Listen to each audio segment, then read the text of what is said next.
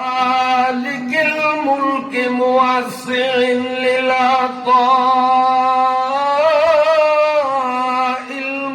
الممدود لا عدد عبد لعطائه ولا أحد حاد لآلائه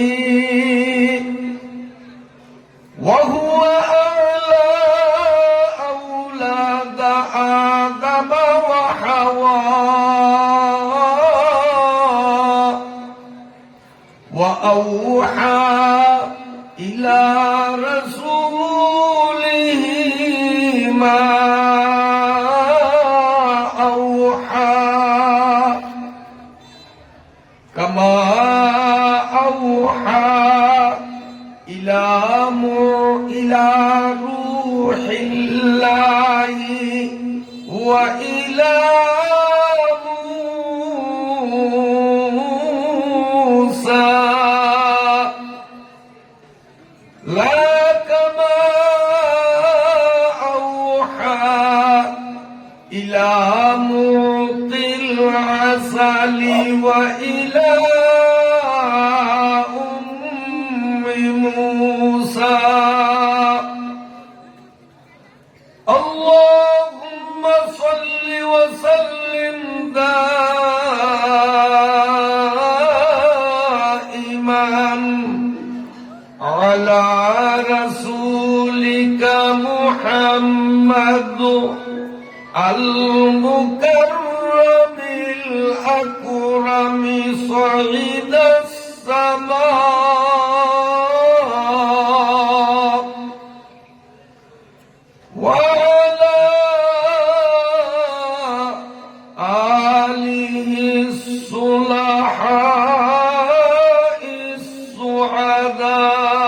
السعداء اللهم صل على محمد وعلى آل محمد كما صليت على إبراهيم وعلى آل إبراهيم إنك حميد مجيد اللهم بارك على محمد وعلى آل محمد كما باركت على إبراهيم وعلى آل إبراهيم إنك حميد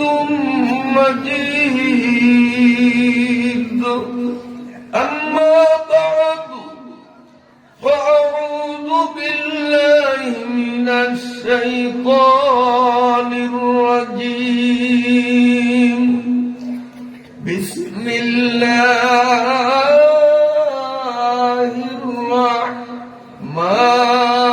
الرحمن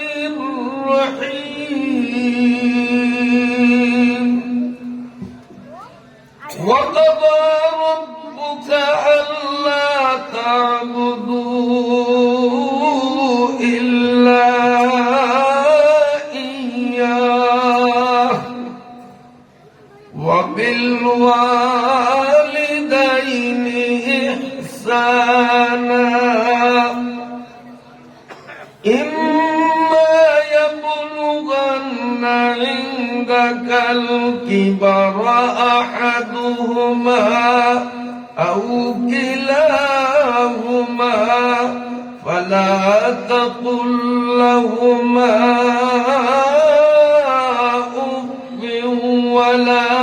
أف ولا تنهرهما وقل لهما قولا كريما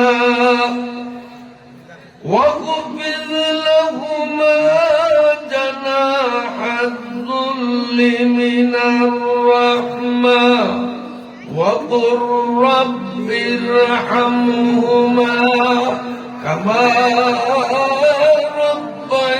ربياني صغيرا ربكم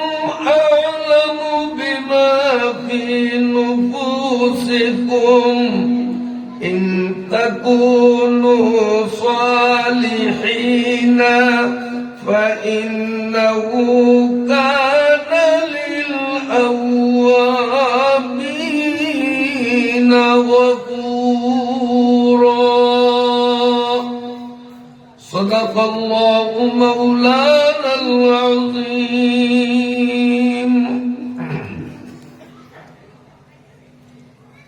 বুরহানুদ্দিন থানাধীন জয়ারহাট জয়া মির্দাবাড়ির দরজায় বাইতুস সালাম হিফজুল কোরআন মাদ্রাসার উদ্যোগে মসজিদ ও মাদ্রাসা ময়দানে একটানা 2 দিন ব্যাপী আয়োজিত 18তম বার্ষিক তাফসীরুল কোরআন মাহফিলের আজ সমাপনী দিন 3রা জানুয়ারি 2026 রোজ শনিবার। আজকের মাহফিলের মান্যবর সভাপতি মুহতারাম ওয়ারাসাতুল আম্বিয়া হযরত উলামায়ে কিরাম, পরম শ্রদ্ধার পাত্র বয়োজ্যেষ্ঠ মুরব্বীগণ, ইসলামী আদর্শে অনুপ্রাণিত নিবেদিত প্রাণ আমার স্নেহাস্পদ যুবক বাবারা, আদর ও স্নেহের কচিকাঁচা ছোট্ট সোনামণিরা, পর্দার আড়ালে অবস্থানরত শ্রদ্ধেয়া আমার মায়েরা, বোনেরা ও মেয়েরা, আমি আপনাদের মাঝে ঈশার নামাজের অনেক আগেই এসে পৌঁছেছি। আলহামদুলিল্লাহ। আসার পর থেকে একাধিক সূত্রে আপনাদের পক্ষ হয়ে আমার কাছে একই বিষয় নিয়ে আলোচনা করার জোর অনুরোধ করা হয়। বিষয়টি হল মাতা পিতার গুরুত্ব, মাতা পিতার খিদমতের সুফল, মাতা পিতার সাথে অসৎ আচরণের কুফল, ময় মুরব্বীদের ইজ্জত সম্মান এর গুরুত্ব, এই বিষয় নিয়ে আলোচনা করতে আমি আপনাদের পক্ষ থেকে আগত অনুরোধকে স্বাগত জানিয়ে পবিত্র কুরআনুল কারীমের 15তম পারার 111 আয়াত বিশিষ্ট সূরাতু আল ইসরার 23, 24 ও 25 নং 3টি আয়াত শুধু তিলাওয়াত করলাম।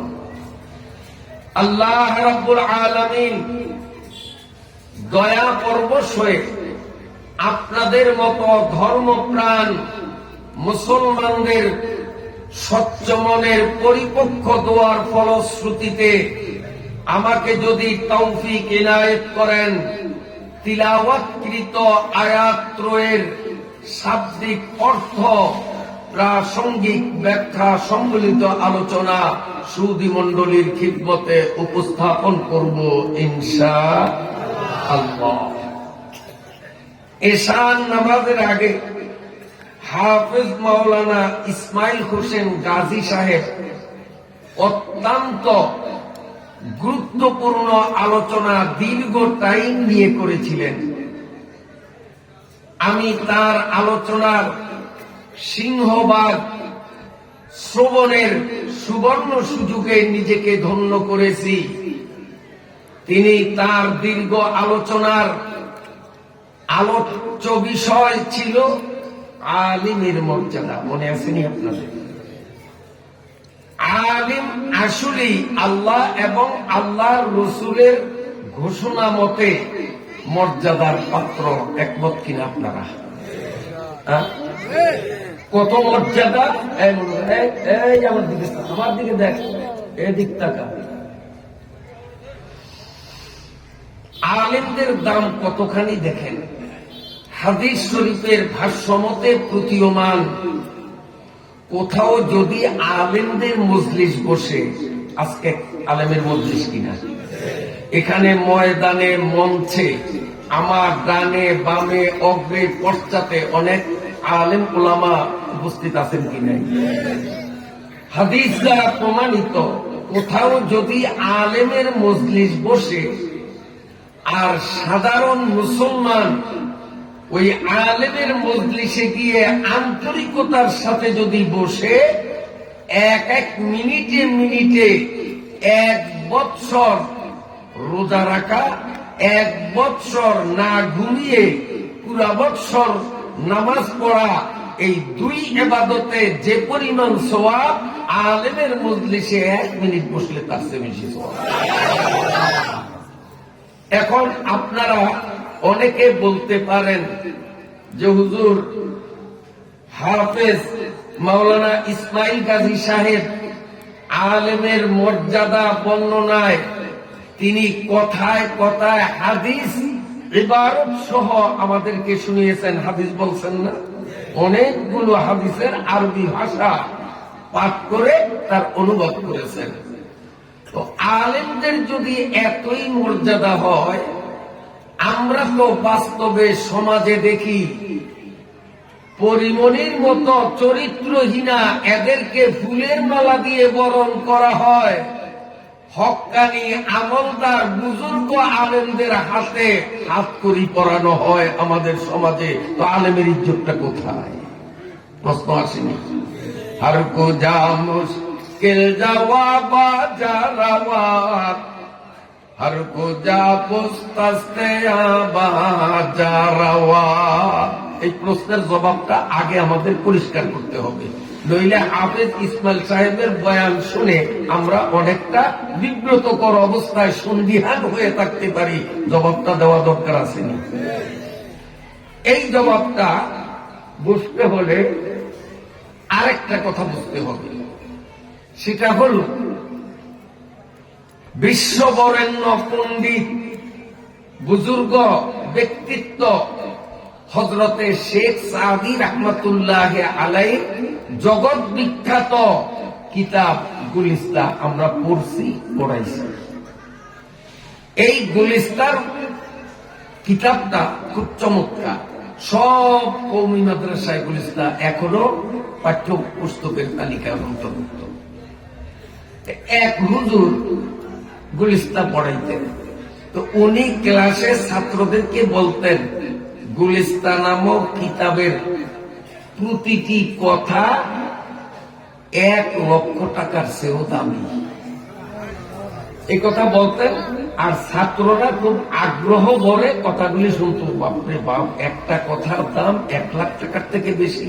ছাত্রদের মনোযোগ সৃষ্টির জন্য বেশ ছাত্ররা খুব মনোযোগ সহ কিতাবটা পড়ে প্রতিদিন। একদিন একটা ছেলে বাড়ির থেকে মাদ্রাসায় আসতেছে পঞ্চের জুতা পরা, পথে গেছে বল্টু ছিঁড়ে। আপনারা বল্টু বলেন না? পঞ্চের জুতা সামনের একটা বল্টু ছিঁড়ছে, মুসির দোকানে দিছে, মুসি সিলিয়ে দিছে। সিলিয়ে দিয়া বলছে, বাবা 2 টাকা দাও, 2 টাকা দাও।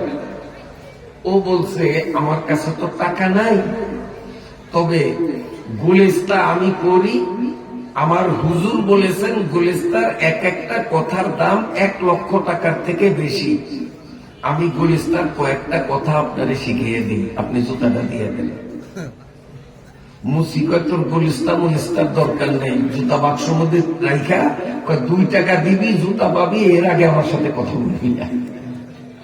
ছাত্র গেছে মন খারাপ হইয়া, হুজুর বলছেন 1 লাখ টাকার চেয়ে দামি, এখন তো দেখি 2 টাকাও চলে না।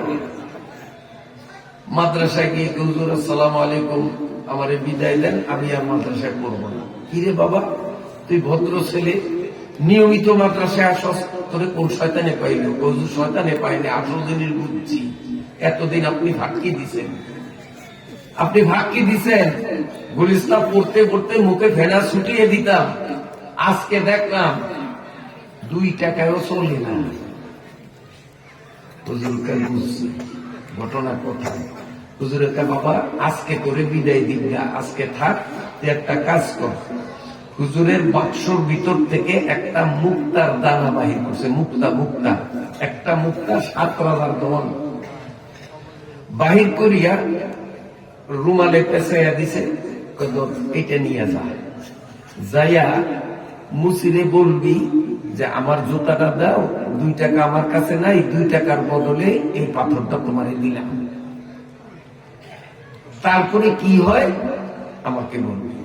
ও নিয়ে গেছে, মুসি ভাই টাকা তো নাই, এই 2 টাকার বদলে এই মুক্তাটা নেও, আমাদের মুসি ওইটা হাতে নিয়ে চাইয়াতে, তারপরে কয়েক বেশি ঝামেলা করবি, মেজাজটা খারাপ হয়ে এটা পাথর মারিয়া নাকশা ফুটিয়ে দিবি। আমার 2 টাকা দিয়ে পাথর দিয়ে আমি কি করবো? রাস্তার পাশে কত হাজার হাজার পাথর পাওয়া যায়, 2 টাকা দে, তোর পাথর তুই নে। দৌড়ে আসছে, হুজুর গুলিস্তায়ও কামই নয়, পাথরও কামই নয়, চলে না। হুজুরকে আরেকটু কষ্ট কর বাবা, শহরে যা, যেমন বলা শহরে যা, যাইয়া সবচেয়ে বড় স্বর্ণের দোকানে যাবি, কর্মচারীর কাছে না, মালিকের কাছে যাইয়া বলবি যে দোকানের মালিক সাহেব, আমি এই জিনিসটা বিক্রি করব, দাম কত? তো দাম যা বলে তুই কিন্তু বেচবি না, তুই বলবি যে আমার হুজুর এটার মালিক, হুজুরের অনুমতি ছাড়া আমি ফাইনাল বলতে পারবো না, তুই কিন্তু মাল বেচবি না। হুজুর মুসির কাছে এটার দাম 2 টাকাও নাই, আবার এখন আগে বলা যাইতাম বলানো দিতে, যাস না একটু কষ্ট হইয়া। স্বর্ণকারের দোকানে গেছে, লারিয়া সারিয়াই কেমন ওইটা বেচবি? কাজে বেচবো, দাম কত? 1 লাখ টাকা দেব। 1 লাখ টাকা। কদরে জোর জোর গর্বে দানাত ইয়া বেদানাত যাও আরি, কদরে জোর জোর গর্বে দানাত ইয়া বেদানাত যাও আরি, কদরে গুল বুলবুল বেদানাত ইয়া বেদানাত সাবরি, কদরে গুল বুলবুল বেদানাত ইয়া বেদানাত সাবরি। এই পাথরের মূল্য তো বুঝিয়ে বোঝে নাই, স্বর্ণকারে বুঝছে 1 লাখ টাকা। কয় না ভাই, হুজুরের পারমিশন ছাড়া বেচতে পারবো না, আমি যাই। কয় শোন, তুই ছোট্ট মানুষ, চাইছিলাম তোরে বেলাপ দিয়া কোনো মতে 1 লাখ টাকা গছাইয়া পাথরটার মালিক হই। 1 লাখ না, 2 লাখ টাকা দেবো, দিবি? কয় না, হবে না। হুজুরের জিজ্ঞাসা করি, আরে শোন, নগদ ক্যাশ এই যে 3 লাখ টাকা বান্দি দে, তুমি আমাদের দে। হইতে হইতে 10 লক্ষ টাকা মূল্যাইছে, 10 লক্ষ টাকা একটা ক্যাশ টাকা দেব, পাথরটা দিবি? দৌড়ে আসছে, আসতে আসতে, হুজুর মুসির কাছে এর দাম 2 টাকাও নাই, আর স্বর্ণকারে খালি বাড়ায়, বাড়াইতে বাড়াইতে 10 লক্ষ পর্যন্ত বলছে। আমি বেশি নেই, আপনার অনুমতি ছাড়া। হুজুর কয়, তোরের পোলা পাইন পাইয়া 10 লক্ষ বলছে, আমি যদি যাই তো 10 কোটির উপরে বলবে, কারণ 7,000 ও চিনছে এটা কি। মুসির চিনে নাই, মুক্তা চেনার মতো জ্ঞান মুসির মাথার মধ্যে নাই। আলেম, হাফেজ, কারি, মাওলানা এরা সব মুক্তার চাকা। এই মুক্তার চাকাগুলো চিনতে হলে স্বর্ণকারের ব্রেন মাথায় টাকা লাগবে। মুসিমার কাম মানুষগুলো আলেমদের সম্মান দিতে জানে না। যারা আলেমদের সাথে বেয়াদবি করবে, আলেমদের সাথে অসৌজন্যমূলক আচরণ করবে, আমরা নিশ্চিত বলতে পারি ও মুসিব ক্লাসে, ও মানুষের ক্লাসের না। আলেমদেরকে আমরা, উনি আরেকটা হাদিস পড়ছেন,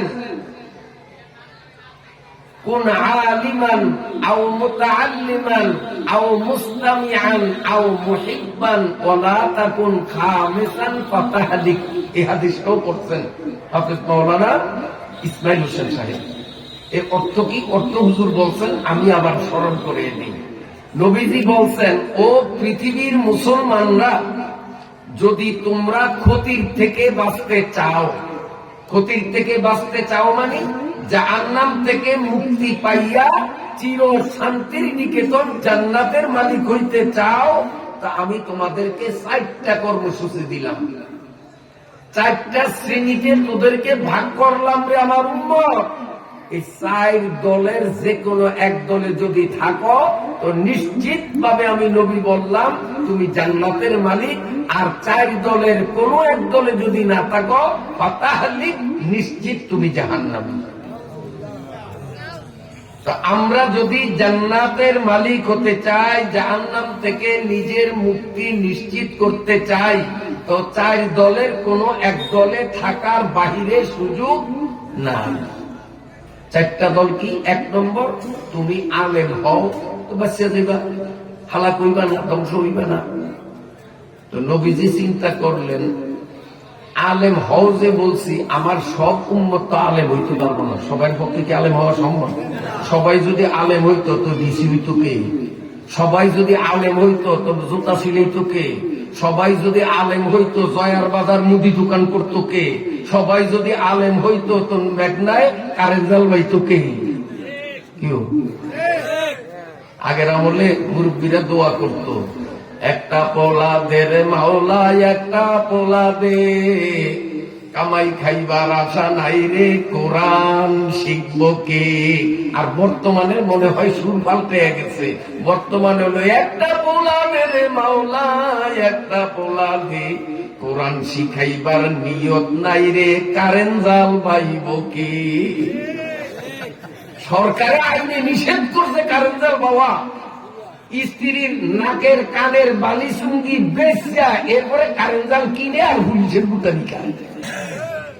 আল্লাহ, কষ্ট হয়নি আপনাদের? মূল আলোচনায় আমি আসতেছি। সূরায়ে আল ইসরা বা সূরায়ে বনী ইসরাইলের 22, 23, 24, 25 3টা আয়াত অল্পক্ষণের মধ্যে আমি আসতেছি। অত্যন্ত তাৎপর্যপূর্ণ শিক্ষণীয় আলোচনা এই আয়াত 3টির মাধ্যমে আমরা পাবো ইনশাআল্লাহ। মুহতারাম হাজিরিন, আল্লাহ রাব্বুল আলামিন আমাদেরকে দুনিয়ার সমস্ত ঝামেলা থেকে অবসর করে আলেমদের সোহবতে, রহমতের ফিরিস্তাদের বেষ্টনীতে, কোরআনুল কারীমের সোহবতে আল্লাহ আমাদেরকে আনছেন। আপনারা বেজার না খুশি? আল্লাহর উপরে খুশি না বেজার? যদি খুশি হয়ে থাকেন তো জোরে একটা আওয়াজ দিবেন, যেন আপনাদের আওয়াজের ধাক্কায় জয়া বাজার উত্তর মাথা থেকে দক্ষিণ মাথা সমস্ত দোকানের ঝাপ শাটার গুলি টাস টাস করিয়া পড়িয়া যায়। দোকানদার খরিদ্দার নির্বিশেষে সমস্ত মানুষগুলি কোরআনের মাহফিলের দিকে দৌড়াইয়া আসে। আশা করি একটা পানের দোকানও জয়া বাজার খোলা থাকবে না। আল্লাহর কোরআনের তাসিরে আমি শতভাগ আশান্বিত, পুরা বাজার বন্ধ হয়ে মুসলমানরা মাহফিল অভিমুখে পঙ্গপালের মতো ছুটে আসবে, যদি আপনারা একটা জোরে আওয়াজ তুলতে পারেন। আওয়াজ না তুললে ওরা ভাববে কি যে নবীপুরি হুজুর খালি ফিল্ডে উইন করেন, আমিও যাই না আর কেউ যাই না।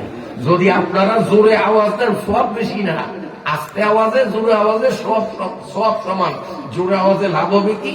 বুঝবে আরে আমি না গেলে কি হইব, বহুত মানুষ দিয়ে গেছে। সাথে সাথে দোকান বন্ধ করিয়া দোকানদারও আসবে। কি বলেন? মানুষ বেশি আসলে ওয়াজ ভাগে কম পাইবেন, তার বেশি জন না আসে, যে লোক বেশি আইলে ভাগে কম পাবো। হ্যাঁ, আসবে ইনশাআল্লাহ। জয়া বাজার খোলা থাকবে না আজকে, আমি বললাম তো ইনশাআল্লাহ। আমার শতভাগ আমি নিশ্চয়তা দিতে পারি, আমি আশা পোষণ করতে পারি, আজকে কোরআনের মহাব্বতে জয়া বাজারের ব্যবসায়ী মহল আজকে একটা কোরআনের প্রতি আন্তরিকতা প্রদর্শন করে ইতিহাস রচনা করবে। আল্লাহ জয়া বাজারকে কবুল করবা। লোক আসবে ইনশাআল্লাহ। তো মেহমান দাওয়াত দিয়া আনার আগে মেহমানকে বসার জায়গা আগে করতে হয় না? বেআইরে বাড়িতে দাওয়াত দিবেন, বেআই আসার আগেই চেয়ার না থাকলেও পাশের বাড়িতে আলাপ করে আনা লাগেনি? কথা কোন ডাকা? তা মেহমানকে আমরা ডাকবো, মেহমানরা আসার আগে তাদের জায়গা করতে হবে। এই জন্য সবাই আমরা একটু সামনের দিকে আগাইয়া আসি। জায়গা ফাঁক নাই, তারপরও 3-4 জন নড়াচড়া দিলে একজনের বসার জায়গা হবে। জিকির লা ইলাহা ইল্লাল্লাহ। খুব ভালো করেন, তার আগে কে আগাইতে পারে প্রতিযোগিতা। লা ইলাহা ইল্লাল্লাহ। লা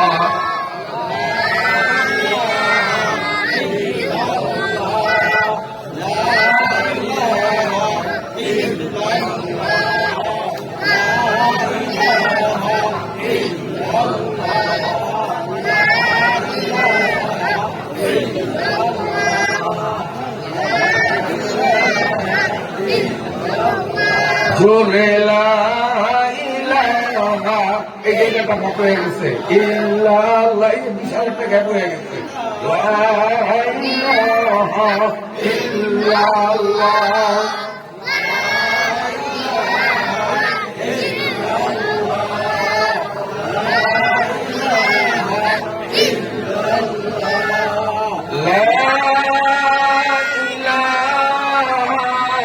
ইল্লাল্লাহ, মুহাম্মাদুর রাসূলুল্লাহ। আল্লাহ যে কোরআনের মজলিসে আমাদেরকে আনছেন, খুশি নামে যান। জোরে আওয়াজ দিতে পারবেন তো? জোরে আওয়াজ দিবেন?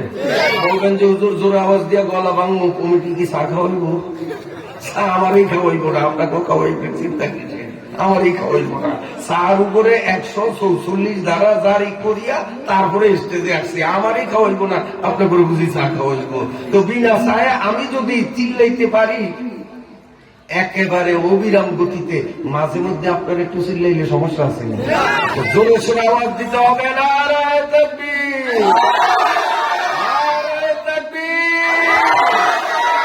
قال رسول الله صلى الله عليه وسلم كن عالما او متعلما او مستمعا او محبا ولا تكن خامسا فتالك। নবী বলেন, যদি ক্ষতির থেকে বাঁচতে চাও, জাহান্নাম থেকে মুক্ত হইয়া জান্নাতের মালিক হতে চাও, 1 নম্বর কর্মসূচি হলো কুন আলিমান, তুমি আলেম হইয়া যাও।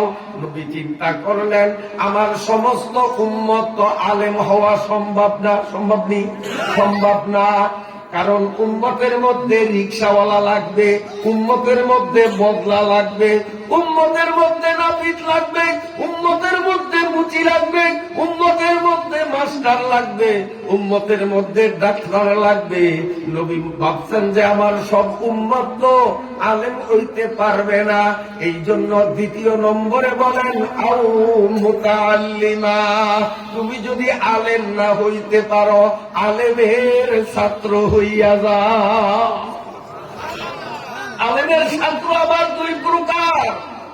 1 প্রকার ছাত্র হলো আবাসিক ছাত্র, আরেক প্রকার ছাত্র হলো আপেক্ষিক ছাত্র। আবাসিক ছাত্র আপনাদের এই মাদ্রাসার যে ছাত্ররা পড়ে 24 ঘন্টায় তারা উস্তাদের ছাত্র হইয়া থাকে, এরা হলো আবাসিক ছাত্র আলেমের। আর ওয়াজ মাহফিল, তাফসীর মাহফিলে এলাকার মুসলমানরা আসিয়া আলেমদের মুখ থেকে কোরআনের বাণী, হাদিসের বাণী শুনে এরাও আপেক্ষিক অল্প সময়ের জন্য আলেমের ছাত্র, তালেবে ইলম হইয়া যায়।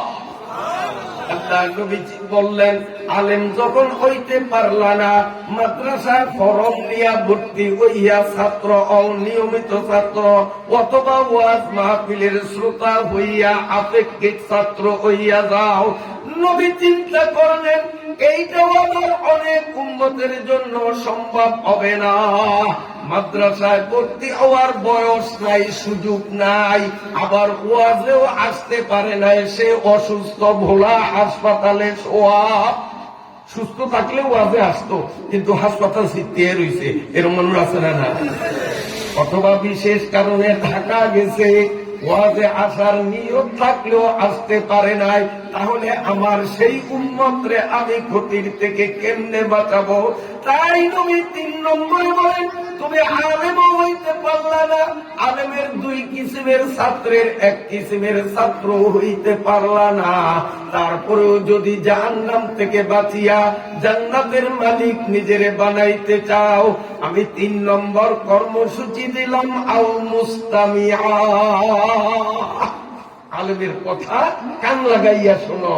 অর্থাৎ তুমি বোলার থেকে যখন আসবা, মাহফিলেরও মুনাজাত হইয়া গেল, সকালবেলা খবর নিবা কে কে মাহফিলে উপস্থিত ছিল, তাদের কাছে যাইয়া গতকাল নবীপুরি হুজুরে কোরআন হাদিস থেকে কি বয়ান করছে জিজ্ঞাসা করবেন, অথবা মোবাইলে ধারণ করা ভিডিও গুলো বসিয়া বসিয়া শুনবেন। আও মুস্তামিয়া, তুমি যখন মাহফিলে আসতে পারলা না, মাদ্রাসাও ভর্তি হইতে পারলা না, যদি নিজের ক্ষতির থেকে বাঁচাইতে চাও, তাহলে আলেম যেই কথাগুলি বলে গেছে সেই কথাগুলি মনোযোগ দিয়া শোনো। নবী বলেন, আমার অনেক উম্মত 3 নম্বরও থাকতে পারবে না। কেমনে? মিথ্যা মামলা দিয়া জেলে আটকাইছে, আসেনি এমন আসামি? আসলে কোনো অপরাধ নাই, অপরাধ নাই। পকেটের মধ্যে গাঁজা ঢুকাইয়া এরপরে ভিডিও করে পকেটও গাঁজা পাওয়া গেছে, হাতের মধ্যে পিস্তল ধরাইয়া ভিডিও করে যে অবৈধ অস্ত্র পাওয়া গেছে, এগুলি তো বাংলাদেশে হয় নাই কোনো সময়। আল্লাহ, আমার বাইরা বাবা দিলাম, আমার নবী চিন্তা করেন, আমার সমস্ত উম্মত আলেম হইতে পারবে না, আবার সমস্ত উম্মত আলেমের ছাত্র হইতে পারবে না। উম্মতের মধ্যে কিছু মানুষ আলেমের কথা শুনবে, সেই সুযোগও হয়তো হইবে না, কারণ এই জেলখানায় এ ভিডিও হইব কই, জয়াবাজার আসতেও পারবো না, খবরও নিতে পারবে না যে কালকে মাহফিলে কি আলোচনা হয়েছে, ওরা তো পুলিশে আটকে রাখছে। আল্লাহর নবী বলেন, যে আলেমের কথা শুনতেও পারলা না, এরপরেও যদি নিজের জাহান্নাম থেকে বাঁচাইয়া জান্নাতের উপযোগী করতে চাও, শেষ নম্বরে তোমার থাকা লাগবে আও মুহিব্বা, তুমি জেলখানায় থাকিয়াও মনে মনে আলেমদের মহব্বত করো। আল্লাহ, আমি যদি জেলখানার আসামি না হইয়া এলাকায় থাকতাম, নিশ্চয়ই আমি মাহফিলে যাইতাম। আল্লাহ, আমি মাহফিলে যাইতে পারি নাই, মাহফিলের ভিডিও দেখার সুযোগ আমারে পুলিশ দিবে না, তারপরেও আমি মন থেকে আলেমদের মহব্বত করি। এরপরে আর নম্বর লাগেনি নবীকে, এরপরে আর নম্বর লাগে না, এটাই শেষ নম্বর। মনে মনে আলেমদেরকে মহব্বত করবা, আলেমদেরকে মহব্বত করতে আমরা রাজি আছি সবাই। আর মহব্বত আছে, তার বহি প্রকাশ ঘটাইয়েই তো এই ময়দানকে কানায় কানায় ভরাইয়া দিলাম, পিঁপড়া ঢোকার জায়গাও নাই। বলেন আলহামদুলিল্লাহ। আমার সাথে পড়ুন, আউযু বিল্লাহি মিনাশ শাইতানির রাজীম, বিসমিল্লাহির রাহমানির রাহিম। ওয়া কাযা রাব্বুকা আল্লা তা'বুদু ইল্লা ইয়্যাহু ওয়া বিল ওয়ালিদাইনি ইহসানা। বলুন সাদাকাল্লাহু মাওলানাল আযীম। প্রথম তিলাওয়াতকৃত 3টি আয়াতের শাব্দিক বঙ্গানুবাদ। আল্লাহ বলেন, অকাট্যভাবে আদেশ করেছেন তোমার প্রভু, এই যে তোমরা শিরিক মুক্ত ইবাদত একমাত্র আল্লাহকে করবে, আর মা বাবার সঙ্গে করবে সদাচরণ। ইম্মা ইয়াবলুগান্না ইনদাকাল কিবারা আহাদুহুমা আও কিলাহুমা, যদি মাতা পিতার উভয়জন কিংবা যে কোনো একজন তোমার নিকট বার্ধক্যে উপনীত হয়, ওয়ালা তাকুল লাহুমা উফিন ওয়ালা তানহারহুমা, তখন তাদেরকে উফ বলিও না, ধমক দিও না। ওয়া কুল লাহুমা কাওলান কারীমা, বরং ওই অবস্থাতে মা বাবার সাথে মিষ্ট মিষ্ট কথা বলো। ওয়াকফির লাহুমা জানাহা যুল্লি মিনার রাহমাহ, এবং দয়া প্রদর্শন করে মা বাবার সামনে নিজের বাহু প্রসারিত করে দাও। وَقُلْ رَبِّ ارْحَمْهُمَا كَمَا رَبَّيَانِي صَغِيرًا। আর মা বাবার জন্য এই দোয়াটা করবা, হে আল্লাহ, ছোট্টবেলায় আমার মা বাবা আমাকে যেমন আদর সোহাগ দিয়ে লালন পালন করেছেন, আমার মা বাবাকে এই বৃদ্ধ বয়সে আপনিও ওই রকম দয়া আর মায়া দিয়ে লালন পালন করুন। রব্বুকুম আ'লামু বিমা ফি নুফুসিকুম, তোমাদের প্রভু অধিক পরিজ্ঞাত কি রয়েছে তোমাদের মনে। ইন তাকুনু সালিহিন, যদি তোমরা সৎ হতে পারো, বা ইন্নাহু কানা লিল আওয়াবিনা গফুরা, তাহলে জেনে রাখো নিশ্চয়ই তিনি ফিরত যারা আসলো, যারা ফিরে আসলো তাদের প্রতি দয়াশীল। এ হলো আয়াত তিনটার মোটামুটি বাংলা অর্থ। এবার আসুন ব্যাখ্যা। তেলাওয়াতকৃত তিনটি আয়াতের মধ্য হতে প্রথমোক্ত আয়াতে আল্লাহ আমাদের উপর অকাট্যভাবে বাধ্যতামূলক পালনীয় জরুরি কম্বল জারি করে দুইটা বিধান চাপিয়ে দিয়েছেন। ওয়াকাযা, বাধ্যতামূলক বিধান চাপিয়ে দিলেন যে মানতেই হবে এই বিধান, দুইটার বাইরে যাওয়ার সুযোগ নাই। কি দুইটা? এক নম্বর, আল্লাহ তা'বুদু ইল্লা ইয়্যাহ, ইবাদত করতে হবে একমাত্র আল্লাহ। আল্লাহ ছাড়া অন্য কারো ইবাদত করা যাবে না। ইবাদত করা অর্থ আল্লাহ যা বলছেন করতে তা করব, আল্লাহ যা নিষেধ করছেন করতে তা আমি করব না। এর নামেই ইবাদত, এক নম্বর। দুই নম্বর, ওয়াবিল ওয়ালিদাইনি ইহসানা, মা বাবা উভয়ের সাথে সদাচরণ করা, ভালো ব্যবহার করা। দুই ছাড়া তিন হয় না। এই যে মাইকে কথা বলে নেগেটিভ পজিটিভ দুইটা তার লাগেনি, বাতিয়ে আলো দেয় নেগেটিভ পজিটিভ দুইটা তার লাগেনি, বাচ্চা হয় স্বামী স্ত্রী দুইজন লাগেনি। আশরাফ আলী থানভী রহমতুল্লাহ আলাইহির কাছে এক যুবক গিয়া বলে, হুজুর সেদিন ওয়াজে আপনি আলেমের মর্যাদা, হাফেজের মর্যাদা নিয়ে কি চমৎকার বয়ান করছেন। আমি ওয়াজের মধ্যেই নিয়ত করছি আমার পোলারে আমি হাফেজ বানাবো, আলেম বানাবো। হুজুর একটা তাবিজ দেন, আল্লাহ যাতে আমার একটা পোলা দেয়, আমি পোলাটারে আলেম হাফেজ বানাবো। হুজুরের তাবিজ একটা লিখে দিচ্ছে, নাও বাবা এটা নিয়ে যাবে। এক বছর পরে আসে, হুজুর আপনার তাবিজের কোন গুণাগুণ হয় নাই, আল্লাহ আমারে ফোলা দেয় নাই, আমার মনটা কান্দে, ফোলারে আলেম বানাবো, আল্লাহ আমারে ফোলা দেয় নাই। হুজুরে কয়, সেই দিন তো আমরা যে কিতাব না দীক্ষা তাড়াহুড়া করিয়া দীক্ষা দিছি, তাবিজ ভুল টুল হয়েছে নি কে জানে, তো বসো আচ্ছা কিতাব দীক্ষা তাবিজ লিখবো। একবার হুজুরে কিতাব খুলিয়া দেখা দেখা লিখছে, যাতে বললাম কাজা এইবার কাজ হবে, নিয়ে গেছে।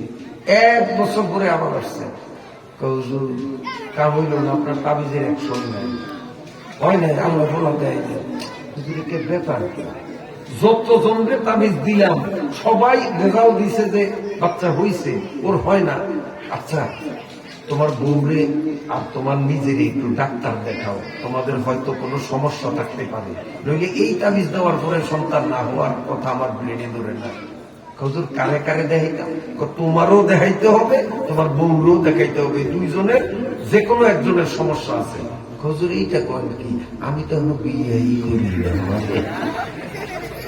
উনি বিয়ে করে নয়, হাফেজের বাপ হবে, হবে কেমন? দুই ছাড়া তিন হয় না। বন্ধুরা আমার, ইবাদত আর খিদমত এই দুইটা যদি আমি আপনি ঠিক করতে পারি, 3 অটোমেটিক ঠিক হয়ে যাবে। 3 হলো জান্নাত। ইবাদত কার? খিদমত কার? তাহলে ইবাদত আর খিদমত এই দুইটারে যদি মিলন ঘটাইতে পারি তাহলেই বাচ্চা হবে, সেটা হলো জান্নাত। যেই ব্যক্তি ইবাদত করবে, প্রতি বছর বছর হজ করে, লক্ষ লক্ষ টাকা পীরের বাড়িতে দান করে, ইবাদতে কোনো ঘাটতি নাই, কিন্তু মা আর বাবার সাথে খুব আচরণ খারাপ করে, ভালো করে না। এ বন্ধু, তোমার 1 নম্বর আছে, 2 নম্বর নাই, পজিটিভ আছে, নেগেটিভ নাই। অতএব এক তারে যেমন বাতি জ্বলে না, স্বামী আছে, স্ত্রী নাই, সন্তান হবে না, এমনি ভাবে কারো ইবাদত আছে, খিদমত নাই, তার কপালেও জান্নাত নাই। আবার ইবাদত নাই কিন্তু খিদমত আছে, নামাজ পড়ে না, রোজা রাখে না, মা বাবার সেবা যত্নে 100তে 100। মা যদি কয় বাবা 250 গ্রাম আঙ্গুর আনিছে, কতদিন খাইতে পারি নাই, 3 কেজি এনে কয় মা ফিরি তো রাখা রেখা খাইব। মা কয় বাবা একটা ব্লাউজ আনিছে, ব্লাউজটা পুরানো হয়ে গেছে। মায়ের জন্য একটা শাড়ি আনে, 2টা ব্লাউজ আনে, একটা সায়া আনে। এরকম বলা হয় না, আছে না? কিন্তু নামাজ পড়ে না, রমজান মাসে রোজাও রাখে না। মা বাবার খিদমতি 100 কিন্তু মাওলার ইবাদত করে না। তোমার নেগেটিভ তার আছে, পজিটিভ তার নাই, একটারে বাতি জ্বলে না, স্ত্রী আছে, স্বামী নাই, একদিক থেকে সন্তান হয় না। ঠিক তোমার খিদমত আছে, ইবাদত নাই, তোমারও জান্নাত নাই। যদি জান্নাতে যাইতে চাও, ইবাদতও লাগবে, খিদমতও লাগবে। এই 2 ছাড়া জান্নাতের আশা করা যায় না। কথা পরিষ্কার। এখন আপনারা কেউ কেউ দ্বন্দ্বে পড়তে পারেন যে হুজুর, এখন যদি জরিপ দেন জুয়ানদের তুলনায় বুড়িয়ারাই বেশি আজকের মাহফিলে। জুয়ান নাই যে তার না আছে, কিন্তু পৃথক করলে চুল দাড়ি মোষ সব সাদা হয়ে গেছে, এইরকম বুড়া মানুষের উপস্থিতি জুয়ানদের তুলনায় কম না বেশি? বেশি না? এখন বুড়িয়ারা কইতে পারে যে হুজুর বাপ এই বলো এই কথা তুলে এ নয়, আমি নামু মাইয়া কবে কেউ কি কর মাঝে তুলে এ নয়, আমি নামি। শোনেন, আপনার বিরক্ত হননি? আল্লাহ আল্লাহ।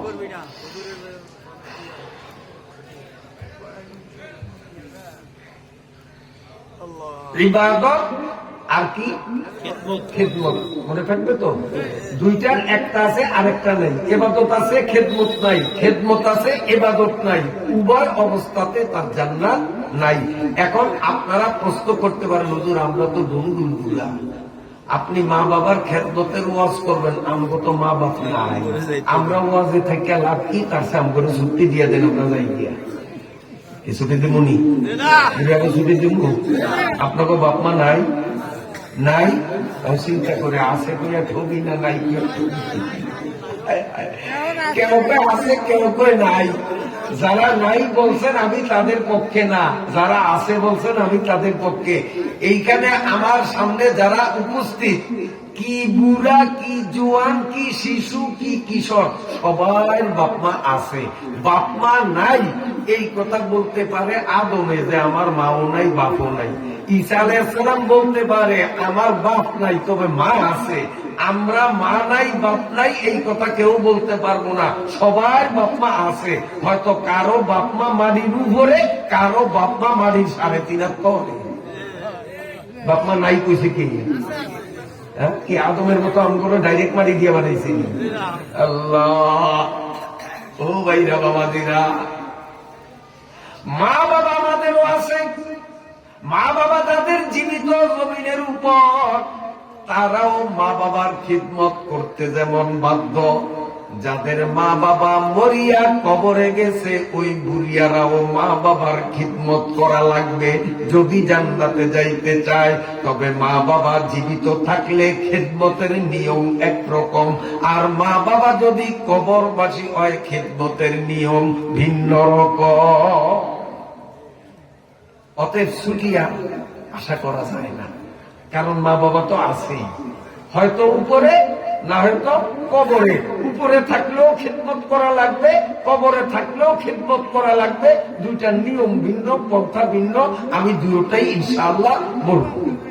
তবে মা বাবা যাদের নগর এখনো দুনিয়াতে জিন্দা আছে, আগে সেই বয়ানটা করি। আর জাগো মা বাবা কবরে, তাগোটা একটু পরে করবো, সমস্যা আসেনি। দুটোটাই করবো, দুটোটাই করবো। বন্ধুরা আমার আল্লাহ স্পষ্ট ভাষায় বলেন, ওয়াকাযা রাব্বুকা আল্লা তা'বুদু ইল্লা ইয়্যাহু ওয়া বিল ওয়ালিদাইনি ইহসানা ইম্মা ইয়াবলুগান্না ইনদাকাল কিবারা আহাদুহুমা আও কিলাহুমা। আল্লাহ বলেন, ও যুবকরা, তোর মা বাপ দুইজন কিংবা যে কোনো একজন বুড়া হইয়া কামাই রোজগার করার শক্তি হারাইয়া ফেলাইছে, বিছনায় পড়িয়া গেছে, তোর কামাইয়ের কাছে মুখাফিকি হইয়া গেছে। এই অবস্থায় যদি মা বাপ তোর কাছে থাকে, ফালা তাকুল লাহুমা উফ। মা বাবাই বিছনায় পেশাব করছে, পায়খানা করছে, গন্ধ সহ্য করুন যায় না, বলতে পারবি না। তার কারণ তুই ছোট্টবেলায় তোর বাবা তোর মা তোরে কোলে নিয়ে ভাত খাইতেছে, তুই হঠাৎ পায়খানা করছ, পায়খানার কিছু অংশ ভাতের প্লেটেও পড়ছে, তোর তো ধরিয়া মেলা মারে, মেলা মারছে। অতএব মা বাবা যদি বিছনায় পড়ে যায়, মা বাবা যদি তোর কামাইয়ের মোকাবেক্ষী হইয়া যায়, ওই সময় মা বাবা তোদের কাছে যদি কোনো আবদার করে, উফ বলিও না। আমাদের দেশে এমন কুলাঙ্গার কিছু সন্তান আছে, মা যদি বলে, বাবা আজ কতদিন আঙ্গুর খাই নাই, বেশি না মাত্র 250 গ্রাম আঙ্গুর আনিস, আঙ্গুরের স্বাদটা ভুলে গেছে। চোখ গরম করিয়া কয়, খাই খাই খাই খাই, জন্যই তো বাড়িতে আইতে চাই না, খালি খাই খাই। কামাই কইরা দেখছ 250 গ্রাম আঙ্গুরের দাম কত? ওর সেট আছে দিদি, মাই কয়, বাবা লাগবো না লাগবো না, আঙ্গুরের স্বাদ মিটে গেছে, আঙ্গুরের স্বাদ মিটে। এই কুলাঙ্গা যেদিন শ্বশুর বাড়ি যাইবে, সেদিন 3 কেজি আঙ্গুর দোলানা, 3 কেজি আঙ্গুর কালানা, 5 কেজি বেদানা, তারপরে 5 কেজি আরো অন্য অন্য ফল, 8 পদের ফল কিনিয়া একেবারে বস্তা একটা বলিয়া শাশুড়ির কাছে, আম্মা জান। মায়েরে কয় বুড়ি, আর শাশুড়িরে শুধু আম্মা না, লগে আবার জানও লাগে। আসেনি? আমি কিন্তু শ্বশুর শাশুড়িকে অবজ্ঞা করতে বলছি না, বলছি যে মা বাবাকেও সম্মান করতে হবে, শ্বশুর শাশুড়িকেও সম্মান করতে হবে। তবে মা বাবাকে মা বাবার স্তরে, শ্বশুর শাশুড়িকে শ্বশুর শাশুড়ির স্তরে রেখে যার যার স্তর থেকে তাকে সম্মান করতে হবে। শাশুড়ির কাছে যাই, আসসালামু আলাইকুম আম্মা জান, কষ্ট নিয়েন না, বেজার হইয়েন না, একটু হাত খালি, অনেক কিছু আনন্দের নিয়োগ ছিল, আনতে পারিনি, সামান্য কিছু আছে। ওরে 5,000 টাকার ফল নিয়ে আনতাম পারি না, মনে কষ্ট নিয়েন না। আর মায়ের কেবল 250 গ্রাম আঙ্গুর চাইছে, খাই খাই করো, কারণেই তো বাড়িতে আইতে মন চায় না। এগুলো কুলাঙ্গার। এই কথা বলা, মা বাবার মনে দুঃখ দেওয়া। আল্লাহ বলেন, ফালা তাকুল লাহুমা উফ ওয়ালা তানহারহুমা। খবরদার, মা বাবার মনে ব্যথা পায় এমন শব্দ মুখে উচ্চারণ করিও না, এমন আচরণ করিও না। তার কারণ মা বাবার অন্তর সন্তানের ব্যবহারে যদি খুশি হইয়া যায়, অটোমেটিক সেইটা আল্লাহর কাছে সন্তানের জন্য দোয়া হইয়া যায়। সন্তানের কথা ও কাজে মা বাবার মনে যদি ব্যথা পায়, হাত উঠাইয়া বদদোয়া করা লাগে না, অটোমেটিক সেইটা মালিকের কাছে বদদোয়া হইয়া যায়। बेतर सजाए मजलूमा के हंगामे दुआ कर दन इजाबत अज़दरे हक़बा रे इस्तिक़बाल मी आयात। রাসূলুল্লাহ সাল্লাল্লাহু আলাইহি ওয়াসাল্লাম হাদিসে বলেন, তিনজনের দোয়া কখনো বিফলে যায় না। তিনজনের দোয়া 100% আল্লাহ কবুল করেন। এই তিনজনের মধ্যে একজন হলো মাতা পিতা। গোটা দুনিয়ার পীর বুজুর্গরা আমার জন্য দোয়া কিংবা বদদোয়া করলে কবুল হইতেও পারে, নাও হইতে পারে, গ্যারান্টি নাই। কিন্তু আমার মা, আমার বাবা যদিও হিন্দু হয়, যদিও বৌদ্ধ হয়, যদিও খ্রিস্টান হয়, মুসলমান না, তারপরেও আমার ব্যবহারে ওই হিন্দু বাবার মনে যদি কষ্ট হয়, হিন্দু বাবা হাত উঠাইয়া বদদোয়া করা লাগবে না, অটোমেটিক আল্লাহর দরবারে বদদোয়া হইয়া যায়। তার প্রমাণ হাদিস শরীফের মধ্যে বর্ণিত আছে। রাসূলুল্লাহ সাল্লাল্লাহু আলাইহি ওয়াসাল্লামের দরবারে একজন মহিলা সাহাবী আসিয়া বলেন, ইয়া রাসূলুল্লাহ, আমি একজন ধনী মানুষ, কোটি কোটি টাকার মালিক আমি, আমার বাপ নাই, আমার ভাই নাই, আমার একজন অতি বয়োবৃদ্ধা বয়স্কা বুড়ি মা আছে। ইয়া রাসূলুল্লাহ, আমি দীর্ঘদিন পর্যন্ত আমার মায়ের ভরণ পোষণ, চিকিৎসা, সেবা, যত্ন আমি চালাইয়া যাইতেছিলাম। কিন্তু নবী গো, আজকে আপনারে সাক্ষী করিয়া ঘোষণা দিলাম, এখন থেকে মায়ের দিকে আমি আর সুদৃষ্টি দেব না। আমার চোখের সামনে ক্ষুধায় কাতরাইয়া মাকে যদি মরতে দেখি, একটা দানা খাবার মায়ের মুখে দিব না। আমার চোখের সামনে যদি মা রোগে ধুকে ধুকে মরতে দেখি, একটা ট্যাবলেট আমি আমার মায়ের দেব না। নবী গো, আমার মা কাপড়ের অভাবে যদি উলঙ্গ থাকতে দেখি, তখনও আমি আমার মাকে একটা নেকড়াও দেব না। নবীজি বললেন, তুমি তোমার মায়ের উপরে এতটা খেপলা কেন? মহিলা সাহাবী বলেন, ইয়া রাসূলুল্লাহ, ইয়া হাবিবাল্লাহ, হুজুর, আমি একজন ইমানদার মুসলমান, আর আমার মা কুটনি বুড়ি, একটা কাট্টা কাফের। এতদিন তার বরণ পোষণ দিছি, তাকে অনেক বুঝান বুঝাইছি, ইসলাম কবুল করার জন্য, কলেমা পড়ার জন্য দাওয়াত দিছি। নবী গো, আমার মনে শতভাগ বিশ্বাস হইয়া গেছে এই কুটনি বুড়ির কপালে হেদায়েত নাই। আমি একজন মুসলমান, একটা কাট্টা কাফের আল্লাহর দুশমন, নবীর দুশমন রে একটা পয়সা দিয়া উপকার করব না। আল্লাহ পাকের নবীর চেহারাটা বলি রইয়া গেল। দয়াল নবীর চোখ থেকে পানি পড়বে পড়বে ভাত। নবী বলেন, আমার মহিলা সাহাবী রে, তুই যে বললি তোর মা কাট্টা কাফের, আল্লাহকে গালি দেয়, রসুল রে গালি দেয়, কোরআন রে গালি দেয়, আমি মানলাম। আমি তোরে প্রশ্ন করি, তোর মা 10 মাস 10 দিন তোরে পেটে বোঝা বইছে কিনা? রসুল, অবশ্যই। আল্লাহ নবী বললেন, তোমার সন্তান হয়েছে নি? হুজুর হয়েছে। আল্লাহ নবী বলেন, তাহলে তুমি বুঝবা সন্তান হওয়ার মুহূর্তটা মহিলাদের কত কঠিন। যখন সন্তান কালার হবে, ওই মহিলার জীবনের আশা ত্যাগ করিয়া স্বামী শ্বশুর শাশুড়ির পাও জড়াইয়া মাফ চায়, আমারে মাফ করিয়ে দিয়ে, আমি মনে হয় দুনিয়ায় আর থাকবো না। প্রসব বেদনা বড় কঠিন, বড় কঠিন। আমিও আপনি দুনিয়া আসলাম, এমন একটা কষ্টকর দিন আমার মায়ের হইছে। নবীজি বলেন, মহিলা সাহাবীরে, তোর সন্তান খালাস হওয়ার সময় তোর যেমন কষ্ট হয়েছে, তুই যেদিন তোর মায়ের পেট থেকে জমিনে আসলি সেদিন তোর মায়ের মনে হয় কষ্ট হয় নাই? মহিলা সাহাবী বলে, নিশ্চয়ই কষ্ট হয়েছে। আল্লাহর নবী বললেন, তাহলে সে তোর গর্ভধারিণী মা, তোর প্রসবকারিণী মা, তুই তার সন্তান। সে কি মুসলমান না কাফের? আল্লাহর দোস্তু না দুশমন? রসুলের বন্ধু না শত্রু?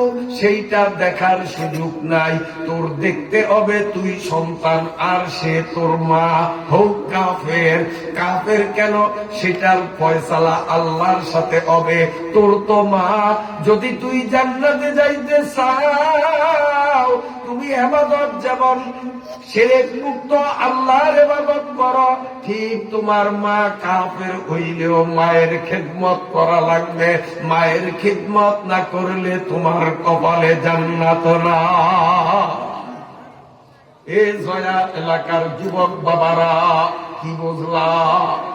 মা বাবা যদি হিন্দু হয়, মা বাবা যদি খ্রিস্টান হয়, মা বাবা যদি বেঈমান আর নাস্তিক হয়, তারপরেও মা বাবার সাথে বেয়াদবি করা যাবে না, মা বাবার মনে দুঃখ দেওয়া যাবে না। মা বাবা কাফের হইলেও তার দোয়া বদদোয়া দুটোই আল্লাহর দরবারে কবুল হইয়া যায়। তোদের মা বাবা তো হিন্দু না, বৌদ্ধ না, খ্রিস্টান না, নাস্তিক না, মুসলমান, হয়তো নামাজ ঠিক মতো পড়ে না, কিন্তু আল্লাহ মানে, রসুল মানে, আখেরাত মানে, ঠিক না বেটি?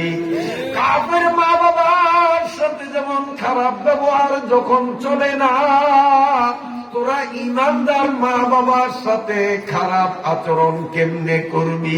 বিয়ার পরেই অনেক পোলাপান মা বাবা ভাই বোন রে ভুলে যায়, শ্বশুর শাশুড়ি আর শালা শালি আপন হইয়া যায়, ঠিক না বেঠি?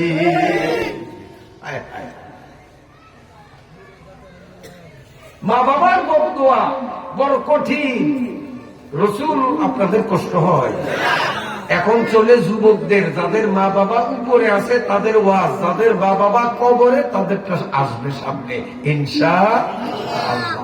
তারাও মা বাবার খেদমত করতে হবে। কেমনে করবেন? পথ ধরে